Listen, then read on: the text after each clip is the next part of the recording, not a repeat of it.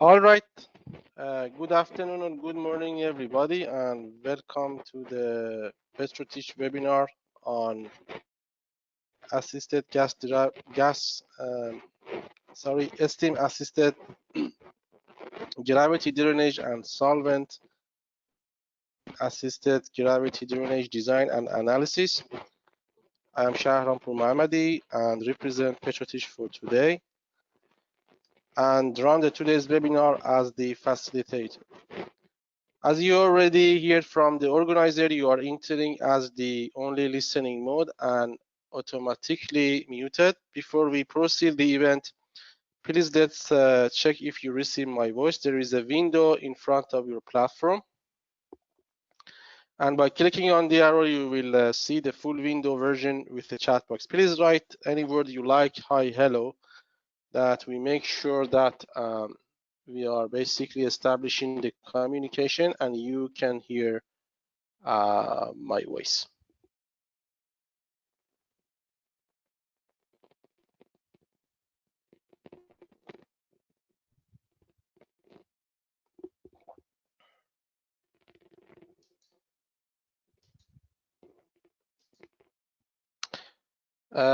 Please at least start to just write a word on any things that make sure that I have established the communication. Hello, Ali Reza, and welcome. Yes, that would be good. Great. So at least we have got one message, so we can proceed.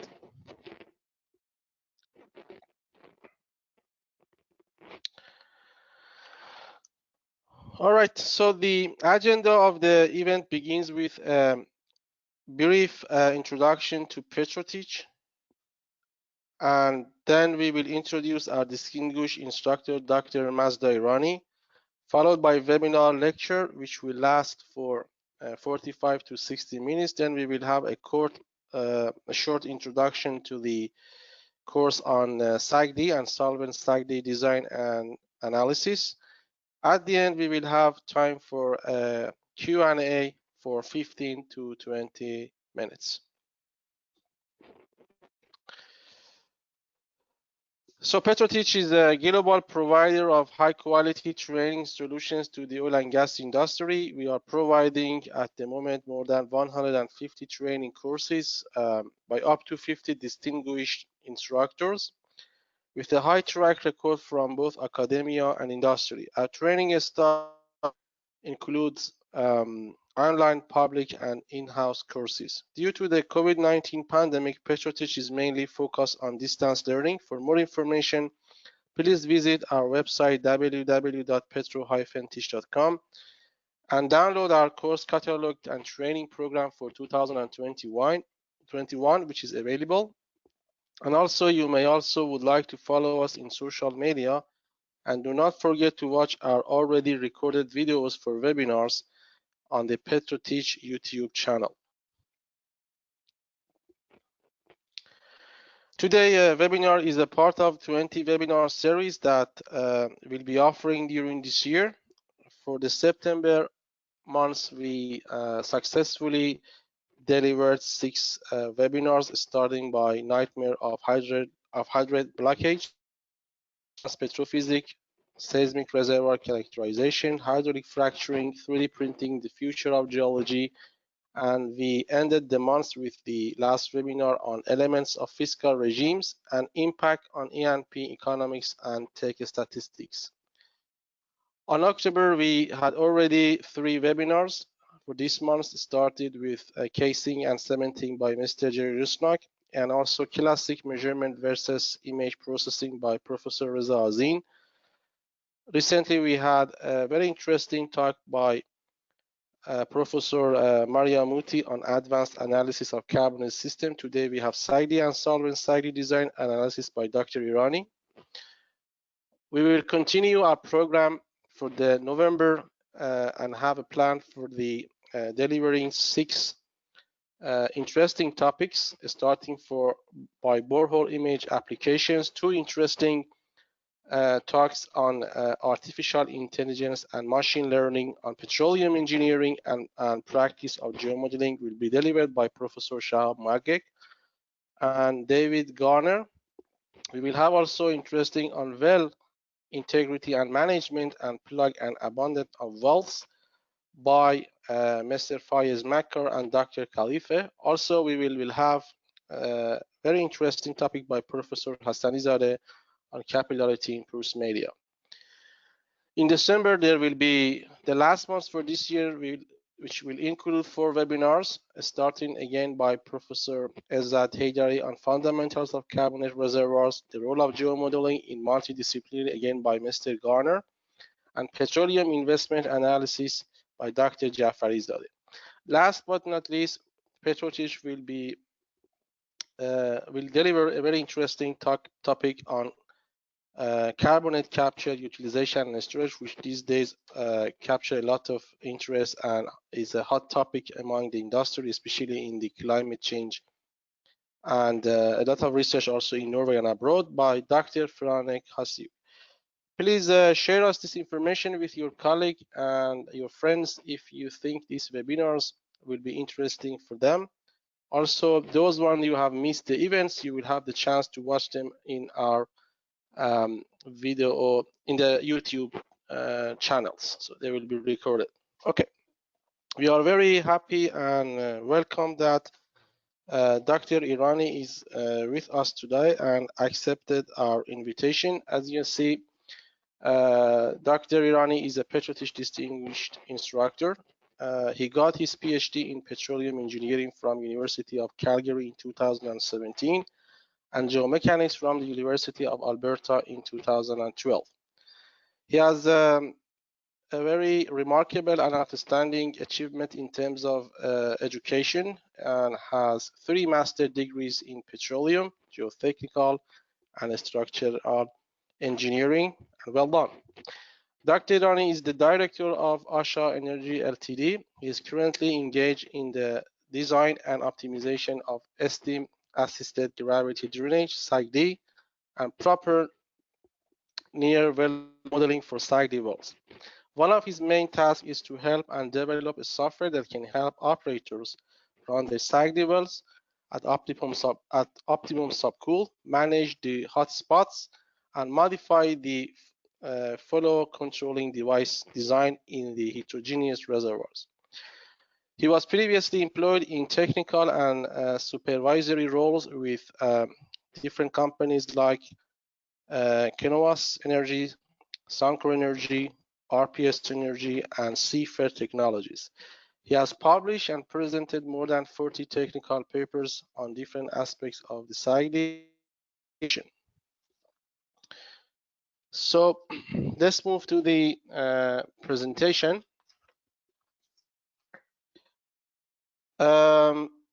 Today we will receive the latest updates on the SAGD and Solvent-SAGD design and analysis in the oil and gas industry and important considerations on the subject. Materials to be covered in the today webinar and upcoming courses are related to Dr. Irani's valuable experiences and comprehensive training on topic. Okay, let's move to the presentation, and I will hand over talk to Dr. Irani.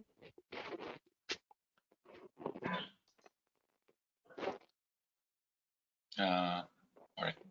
Can I talk now? Okay. Yes, let me make you the presenter. Here it goes. Please share us your screen and we will, yeah, that's right. That's good. All right. I have it. All right. Yes, all right. please. So let's just start then. All right. So the course today is a teaser on the training course coming with the PetroTeach fellows. And so it's all about what are the challenges in the modeling and how we have to design and optimize our SAGD and Solvent-SAGD applications. So by being focused on Solvent-SAGD or SAGD, that means horizontal wells, so you can have steam flooding with a solvent, pretty much the same methodology can be applied. It's not just saying solvent-SAGD, that means solvent-SAGD, because the reason I'm calling it solvent-SAGD is mostly because it's Canada. Most thermal operations, or all the thermal operation other than CSS and SAGD, is SAGD mostly. So that's why we call it SAGD. So you can apply all these to any solvent at high temperatures. So start with the description. What is the ES-SAGD process? So there are so many names for solvent-SAGD: SA-SAGD, solvent-aided, SAP, SAGD plus, like which is more pure solvent. But in theory, all of them mostly had some steam and some solvent. So let's describe just the pictures. By having the picture here, let me put this on the side here. So we have two horizontal wells in the SAGD process. So this is the injector and this is the producer. So this is the injector and this is the producer. The early time of operation, we don't change. So if you are in the operation of SAGD, because this bitumen reservoir is very viscous, so the million centipoise viscosity, you have to create the first communication between the wells. And so in this application, and most application of doing the solvent, the first days of operation is pretty similar to SAGD. So if you heard about the circulation and bullhead, there are two ways of warming up the wells. But in this case, we have circulation. That means we inject the steam in both producer and injector, but we are circulating it basically. So that means we produce this the water condensate, the steam condensate back to the surface. So we're not injecting any material in. By having that, because similar to any steam flood application like a SAGD, steam provide its latent heat to the system and warm up the reservoir. So that's early on. That's part of it's not part of the process. It's just preparation for a process. And then we go to the ramp up, or we go to the fully injecting the SAGD mode. In most operations, it's not a good phase for injecting the solvent because this part of the process is more like an instability part of the process.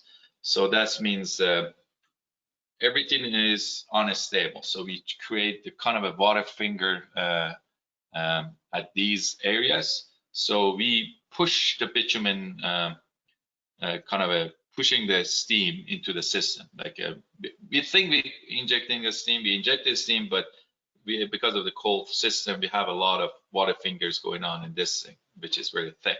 And that's the whole control of the process till we get to the caprock or the seal or whatever we can call it. So we get to the top of the reservoir. At this mode, the steam injection is very constant, and till this point we have raise in oil production.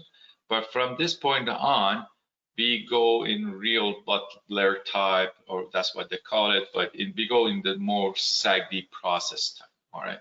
So now we have a steady production of the bitumen coming, or the oil coming. Steam is the same. We're still injecting a steady process. So in this time is the time most operators are deciding to inject the solvent, because for injecting the solvent, we need the boundary to be long enough. So we need more surface for the solvent to come into play and kind of a mix up in the bitumen and produce more bitumen.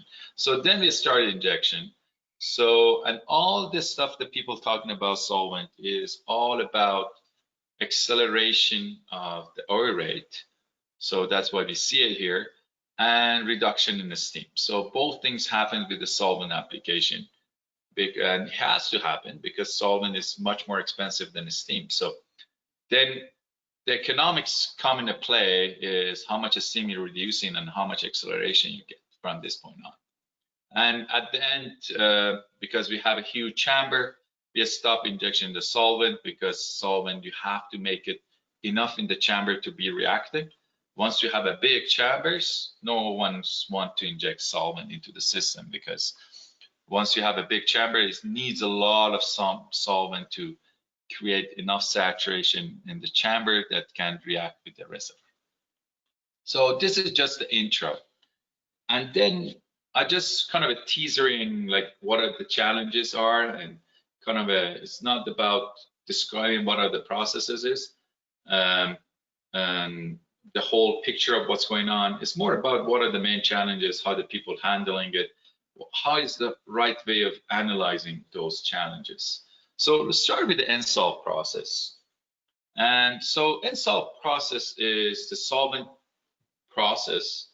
Like if you come from one company, may call it different names, but this is the patent trademark name, ENSOLVE, really. But that means that you inject in pure solvent at the steam as a saturation point. So you inject butane, propane, or whatever you want to inject, but you inject purely of the solvent. So there is no steam involved.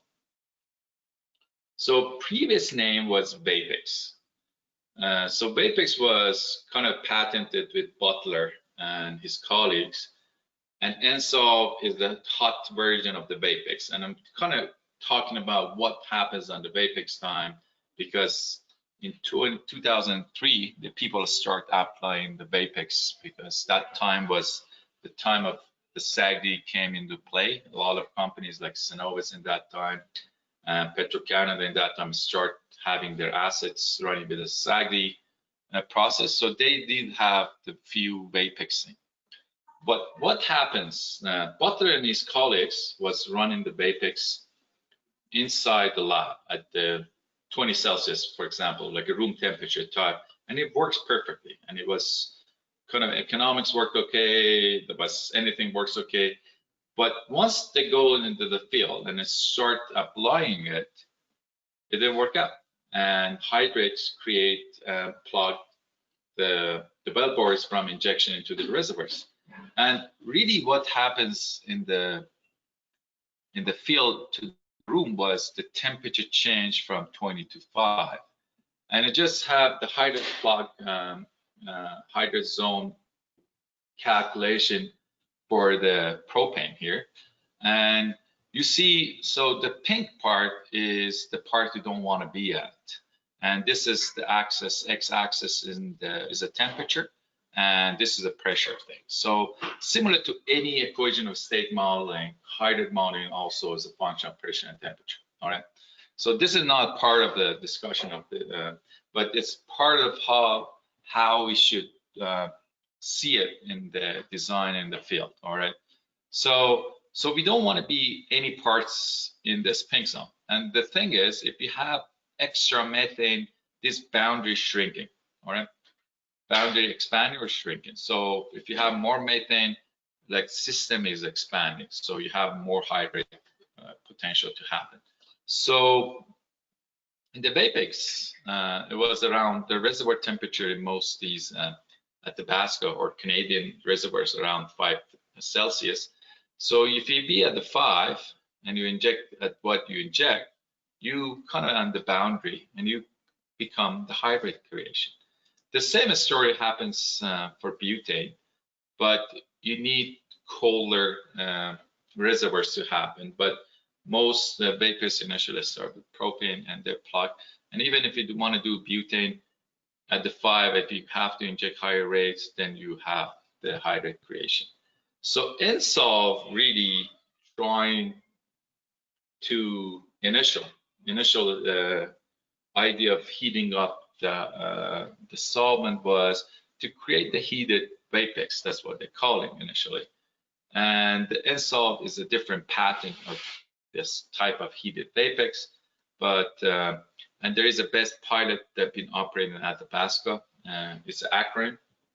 I forgot what it stands for, but it's exactly like a best pilot. So really what happens, you see for the temperatures, like the reservoir temperatures, for different carbon numbers. So if you go propane, you get hydrate at these reservoir temperature. But if they move to butane in that time, they wouldn't have any hydrate happening. So the idea of heating up the solvent really come into play initially because of not creating hydrate.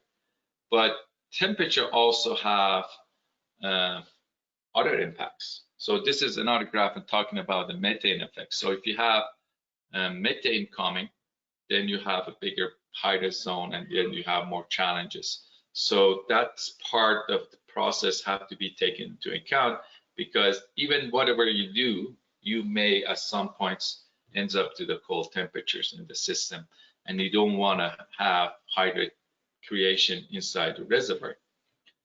So then after that, the people talk about higher temperatures, have more mixing, and you have more mixing zone and those stuff. But initial idea was about hydrate. So the whole talk today is about just raising the ideas and just pinpoint what are the applications, how the application can go wrong, and how the analysis come into play. Because course is not about how to operate solvent, what's a pump you have to buy, or what's a compressor you have to do. Like that sort of stuff is not covered in this course. It's more about how you use the tools that we have, like PVT, equation with states, modeling techniques, numerical simulations, to get the better answer for our application. So we just want to pinpoint, like I say, all right, so the hydrate is important. We're not in the gas offshore operation, but hydrate happens in these applications previously, and it may happen in future. So SAGD is just solvent plus steam. So this is the major part of the operations these days are going on. We have partially steam, partially solvent, and reason behind it is these solvents. So in this picture, we have a latent heat in the y-axis to the temperature, and we have normal butane and isobutane. So just describing that out of the thing, like for C3 we don't have that case because you can't put 3 atoms of carbon only one shape in one series. But after that, like a C4, and you have different shape of the molecules for having 4 carbons. So the normal one is like once you have a series. In the course we cover those things, but just having the different, putting these carbons differently along each other, you have the different properties. But this is not the core of this plot. Is not a core of this plot, but even like you see, you have a different behavior for the normal butane and isobutane as a latent. But the core of this plot is having the steam and water really as the component versus the solvent. We have a great boost of heat transfer. So in these applications like a steam, flood, like SAGD, the major part is we have to provide the temperature to the reservoir.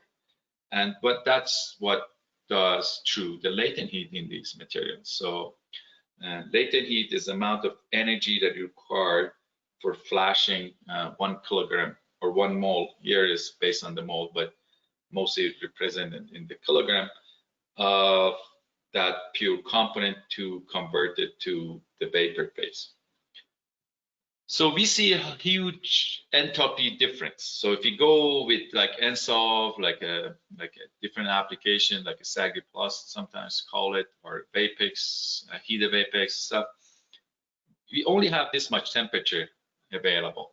But if you have some steam in the play, we get a great boost of entropy.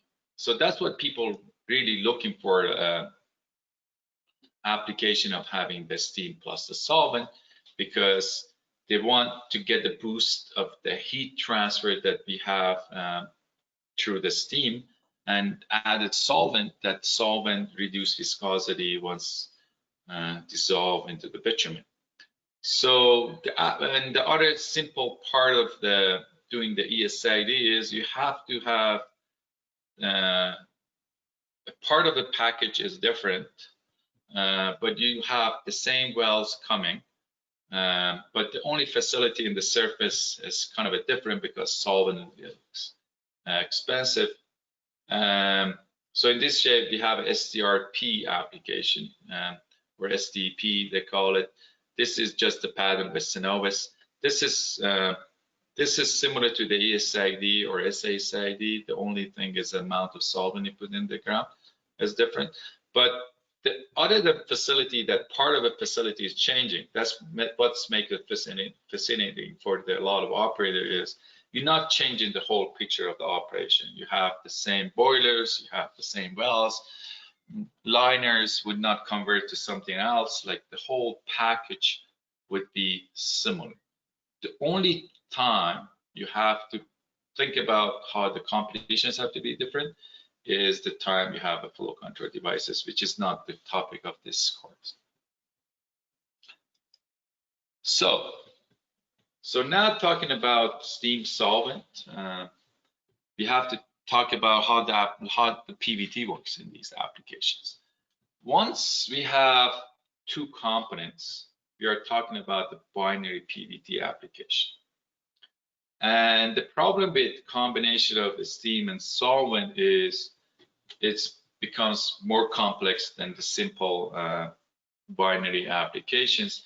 And that's because we have azeotropic point. And it happens for C4 above. So you don't have azeotropic point once you have a C3 plus a steam. But what is azeotropic point? So in these things, this is the line of a steam. And you have butane coming, C5 coming, C6 coming, like C7 and CA. Then you follow this line, and then you have the point that's converted. So from this point on, you follow this. From this point on, you follow this line, the purple line. What is azeotropic point? Azeotropic point is the point that the material, once they combine, they have a different boiling point. So they have less boiling point than the boiling point of separate material, or they have higher boiling point, have separate pure components. So that's what they call it, azeotropic point in the picture. But for here is this combination. So everything's behave at this point. Once you have a solvent and the steam, it's totally reactive. And you have to calculate that point. You have to be able to run equation of states, simple equation of states, or any PVT exercise to be able to calculate that point, because that's a key point for calculation and running simulation or whatever you're doing. So that's most of the discussions you see around ES-SAGD or solvent steam application. They're talking about this point because that's the point of equilibrium. That's the point that you have all the material condensing at that point. So that's a key point for the analysis and design of these operations. So let's see what's the nature of that azeotropic point. So at this point, everything condenses. So you can't go below this in the vapor mode. So you see here is a liquid. That means you have a steam and solvent liquid here. So above this point is vapor, all right? But you always follow these lines in nature, all right? And how that happens. So if you have an ES-SAGD process, for example, that you have less solvent than the steam, you start following this line. That's why they call it the steam condensing line. That's what I call it. And if you have a lot of solvent and less steam, then you follow this line. So it depends where your solvent concentration is. Like if you have 80% solvent concentration, you start from this point and then move toward this point. And if you have, for example, 20% solvent, you start from this point and you move to this point.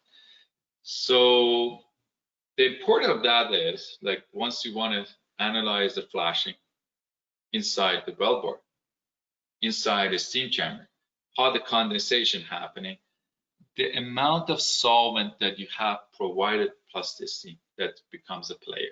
All right. So that's, we have to understand the azeotropic point and the nature to get into the azeotropic point before doing any analysis, and how to do the simulation properly that we capture this behavior.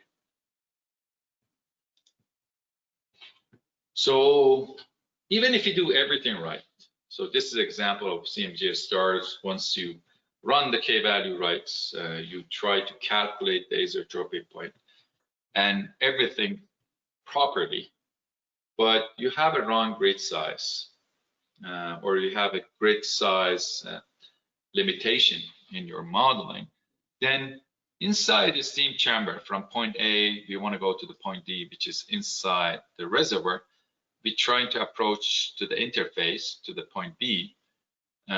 These are assumed, these are every grid properties. So I plotted the solvent mole fraction versus temperature. And you see from the core, like the heart of the steam chamber, if you have the right K values and everything being properly applied, then you start having building up more solvent and less heat and less temperature, and then you come to this point. But the problem is, because of the great limitations, we never get to the point C that we should get at this interface. So as what we say in the azeotropic point, everything have to condense, like a co-condensing of the solvent and the steam happens at point C, but we don't see that. We have higher temperature and less solvent at the interface. And it's not because we've done our PVT exercise wrong or we have done anything wrong. That means like we have a great limitations in our application. All right, so another steps after like having the chamber application right. So we have every steam solvent or every solvent applications in the steam flood, in the SAGD flood, like a process, you have two portions to be analyzed. One is inside the chamber, how the things are reacting, like between the steam and solvent normally. And the other part is once we come into the bitumen interface and how we're reacting to the bitumen, because bitumen is the core of their study. It happens inside the reservoir, and what happens in the interface, that matters a lot. So we want to see how we're reacting, and that reacting is solubility of solvent into the bitumen.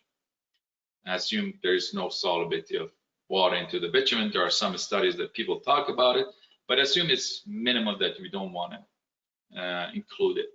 But we have the solubility of the solvent into the bitumen that we have to take into account. That's only case for the bitumen. Like if you want to apply this for the other applications, you have to think about the stuff I'm saying at the moment.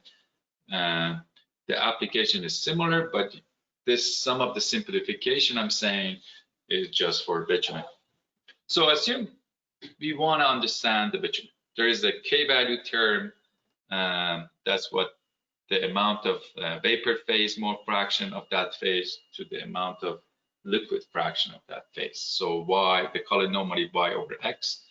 So if you have a solid, assume the bitumen is a tar, is asphalt, it's like there is no volatile component of the bitumen, then you don't have any gas fraction into the system. So that means you have zero of Y, and you have something here, and then the K value becomes zero. So that's why a lot of people, like once you want to do numerical simulation, they put everything zero for bitumen. But don't be wrong, because you put zero for waters as well. In like for example, CMGS stars. That means you have to use the steam table of the software. That doesn't, that zero is not the same as zero you put for bitumen. That's for the application of that the specific software or any software that you're using.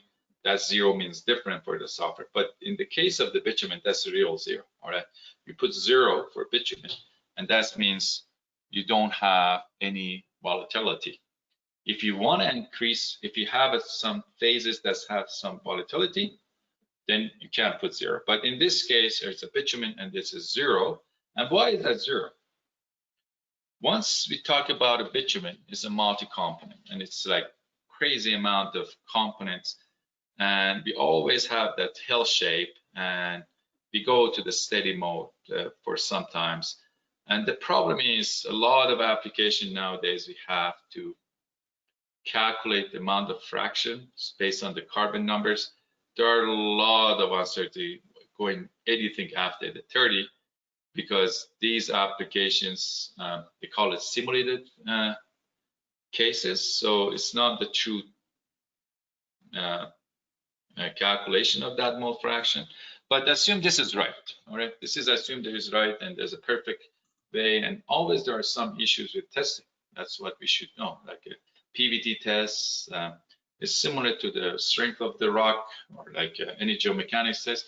There is some errors associated with it, so we have to understand those errors also. But assume everything here is perfect. It's like a perfect science. We have a device that provides us these mole fractions.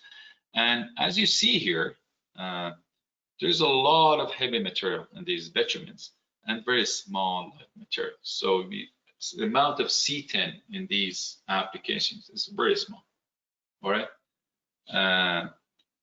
So that's why we call it not volatile, and that's why we put the K bitumen at 0. Sometimes you want to increase your methane in the system, then that's a different story. That's a different story, and you have to model methane different, separate from the bitumen. But assume we're talking about a bitumen that there is no methane in it, and as you see in this picture, there's no volatile portion, so K value is either 0 or very close to 0. All right, so that's why we're talking about the K value of bitumens. So that being said, and then means there is no vapor mode of the bitumen in the system. There is a simple formulation that a lot of people are talking about is this: the K value is inverse of the solubility. I just want to talk about this. It's not about a formulation. This is a simple formulation. I only brought in this teaser for you today, but this is, I'm just saying, one of the equations that a lot of people think about it, and there's a lot of questions surrounding it, why we do this. So the same thing here. Assume everything in the vapor mode is the solvent. So all the mole fraction is a solvent mole fraction. So it becomes 1 here. And that's in contradiction to what they said. A bitumen that was 0, this is like, so 0, everything about bitumen is 0. So now we have everything solvent in the vapor phase. So now we have 1 over the X solvent. So inverse of solvent solubility is the K value of solvent. That's simple. If you have series of tests, you can put it. But the problem with that is the solubility is a function of temperature and pressure. All right, that's we have to take into account. Even that's just 1 over solubility, but the experiments comes, and this is the series of experiments for different temperatures that provide us for different pressures. That provides different solubility, and then we have to create a model that can tune those. And the problem with the tuning is there are 2 problems that normally happens. Like we highly rely on the software for us to do the tuning, or we highly try to fit those with our Excel spreadsheets without looking at the different graphs. All right. So we try, all right, so we want to make the R-square of this Excel or this software, like error is minimized. But we're not looking at the other graphs that we have to take a look. One of those graphs that we call it K value number is a natural log of the pressure plus the natural log of the K value. And you, as a y-axis, and you plot it versus temperature. The nice thing about this plot is the blue ones are the tests. This blue line is the curve fitted line, and this is assumed this is the same GK value or any K value that we want to use the equations and we assume there is no dependency on the P. There's a factor in these more K value numbers. They call it omega 2 and omega 3. So I assume those factors are 0. And of course, this is like 2-hour discussion. I'm trying to say in 1 minute. So if you assume we go linear mode, or we go with the default values, what we losing once we do the tuning is we don't see these changes. So that's a problem with using the simple modes. We normally, once you go the simple mode, we're losing some of the dependency. And all things is about simplicity and complexity is what we are losing, and is how important is that factor is. For example, for propane, this losing is huge. You see that you're losing amount of, you changing around like around one number, like one value number here. The dependency is around one number, but you're not capturing that. You only, whatever pressure is for that case, you provide in this number, all right? So it depends what we want to do. If you want to do like simple calculation, maybe that's okay. If you want to do fully simulated reservoir, and we have a huge change in pressure or something, so maybe we have to think about it and just say, all right, we add one more component and we add more complexity to capture more and more.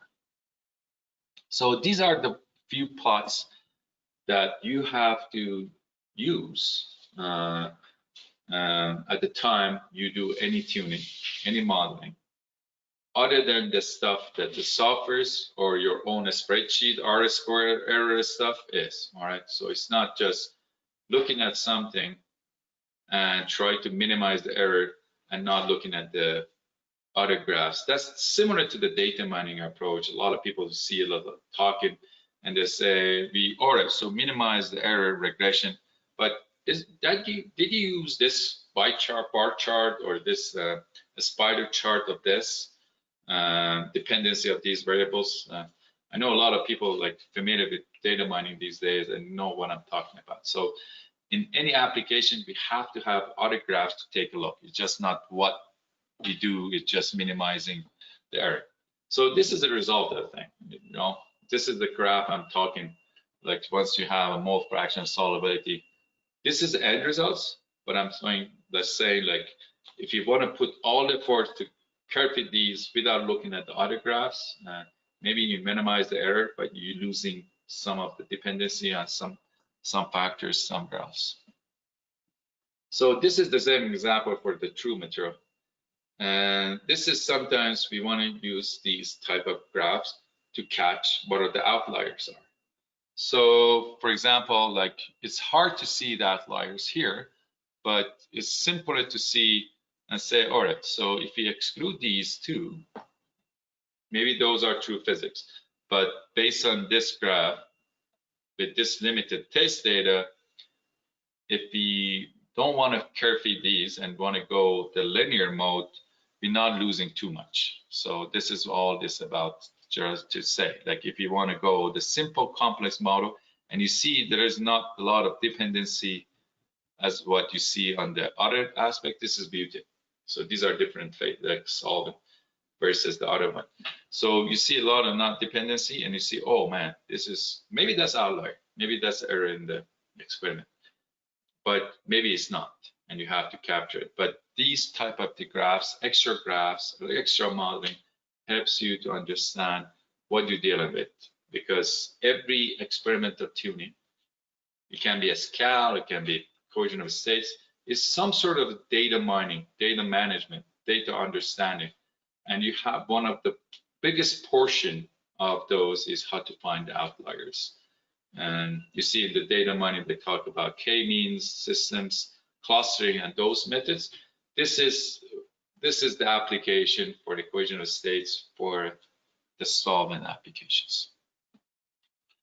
The other thing that a lot of people not talk about it is mainly focused in academia, but now peoples and operators start understanding. that can be important in positive and negative manner. So, and I talk about the positive and negative right now because maybe you forget it later on. What is the positive about the asphaltene? Bitumen is heavy, super heavy. And once we produce it outside in the surface, then we have to deal with it. So some companies, they say, we upgrade it partially, and then we put it in a pipe. Some people say, all right, so we add a diluent 40%, 50% to this thing, and then we put it in a pipeline. There are not many options that we got these days, all right? So what if we have this upgrading happens inside the reservoir? So that's asphaltene, because asphaltene is the heavy component of the bitumen that drop out, and the leftover are lighter. Maybe you can pump it, maybe you can't, all right? So it depends what you're doing, like what's the temperature talking, what the solvent talking. But the negative part of this is pore plugging, that we're gonna talk about it here. So by asphaltene, there is a sticky material that stick to your grades inside the reservoir or around your liner that start creating the skin. That's not a formation. It's a sort of a formation skin, but it behaves differently because it's accumulated by time. All right. So that's why a lot of people, once you want to talk asphaltene deposition, they talk about a kinetic modeling because that's how they want to capture the time dependency of these material. So, but the basis of doing this without assuming you have any field data is just look at it as equation of states. All right. So you heard about LL regions and BL regions. This LL means you have asphaltene heavy and light zones. So this is the part is asphaltene is happening. And if you put the propane, for example, saturation curve, the orange one, versus the boundary, they are very close. All right, the onset of asphaltene precipitation is very close to the saturation curve. So that becomes a problem because once we want to use the propane as the only solvent, then the condensation line and the asphaltene onset line happens at the same time and the same location. All right, so that can be a challenge. You have to analyze and you understand it. That's all about understanding what we're doing, what happens inside the reservoir. All right. So this is the analog of what the propane happens. This is a modification of Butler Vapex Asphaltene Deposition theory, and which is true. He did it a lot of Hele-Shaw testing, and he knows what what's happening at the time of operation. So if you have a gas liquid interface like the propane for this case, high saturation, high concentration happening at this point, then you start diluting the material.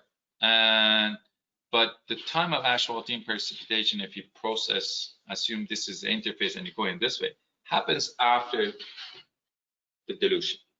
So in this case, he has a Hele-Shaw cell, so there was no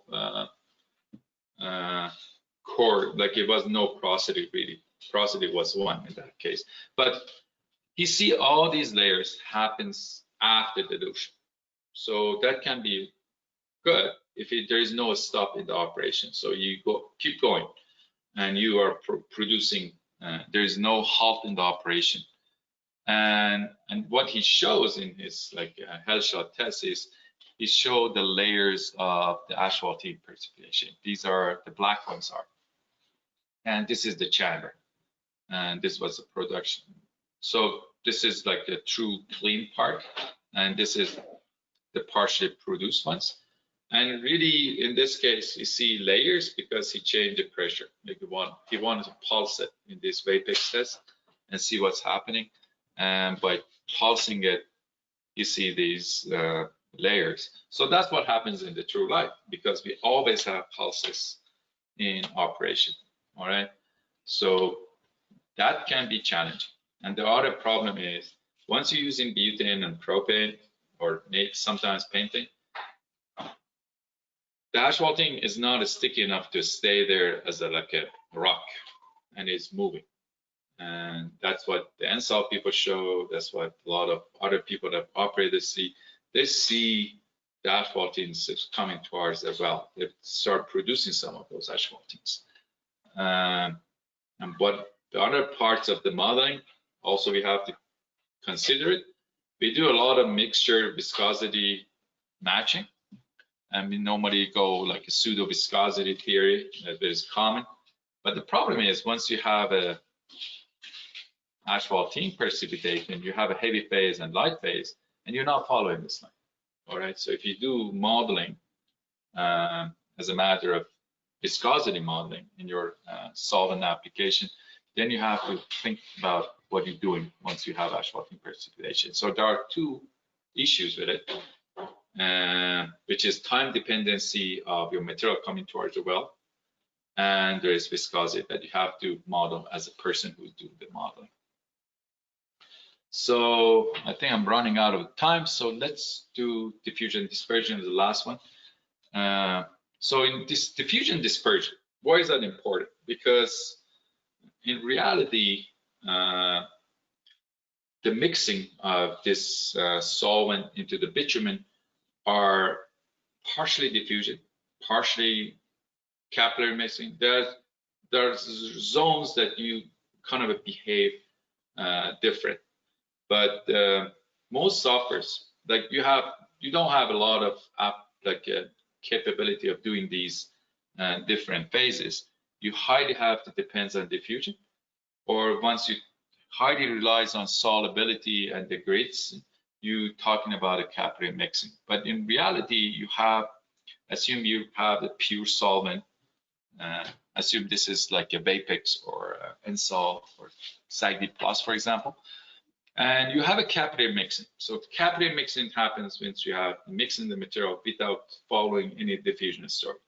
So assume that's the portion, and I'm going to talk about why is that happening. But assume this bitumen goes and react to this solvent goes and react to this bitumen solved in that, and you create the mixing zone that we call it capillary mix. After that, you have kind of a Darcy flow of these solvent into the system, plus the diffusion. That's what they call it dispersion.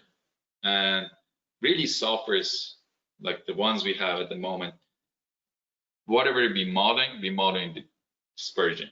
So the diffusion coefficients actually we're using are dispersion coefficients. And diffusion zone is a small zone. That means there's no movements, there's no Darcy flow, there's no movement of solvent into bitumen. It just happens because molecules are talking. So that's the diffusion zone. So I'm going to talk about where this is bigger, why is that bigger. And so in the cases we have the matrix of the reservoir, assume.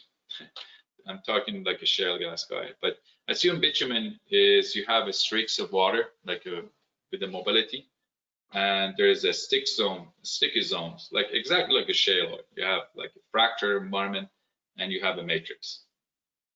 In that matrix, like a solid bitumen without any streaks, like 99% bitumen, there's no mobility really in that zone. In these zones, we have some flow of Darcy, for example, happening. Like this is dispersion. But if you have these high bays of water coming into the system, and then you start pushing these waters with the bitumen, which just happens in a lot of these bitumen reservoirs. We have, if you take a look at these cores, you see there are layers. It's not just one bulk black core. It's like there have some layers of the water. You can call it any names. You can call it high mobility zone. You can call it high water saturation zone. You can call it streaks or whatever. These zones create the talking of the solvent touch to touch to the bitumen, and that creates the capillary mixing zone I'm talking. So this portion you can capture it with playing with your grid size, for example, because solubility of the grid size is instantaneous, is all in all these softwares. but diffusion has a different format of calculation. Then you can calculate the dispersion plus the Darcy flow plus diffusion as a dispersion, or just assume diffusion. And the last thing I'm talking here is like, what is diffusion? Yeah, a lot of testing happening. These academia, which one we have to use? Like, there are overall diffusion, intrinsic diffusion, self-diffusion, but you have to understand the diffusion. That's what you calculated, what you need in these softwares. For example, this is the intrinsic solvent diffusion, DS, versus the overall diffusion that you provided.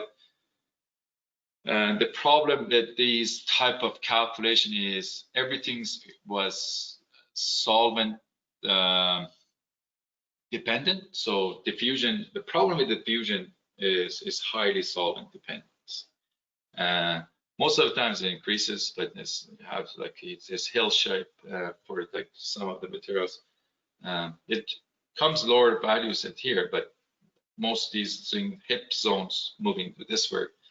So we have some dependency, and you increase your dependency once you want to go through application of intrinsic diffusivity or self-diffusion, those aspects.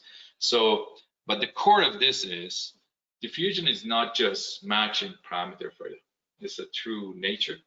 But the problem is diffusion is not that important in some cases because dispersion is important, and we don't know. So you can use it as the 5 parameters sometimes, but you have to think about what the mixing zones are, how big is you are. You find some evidence in the field if you have that zone. It's happening.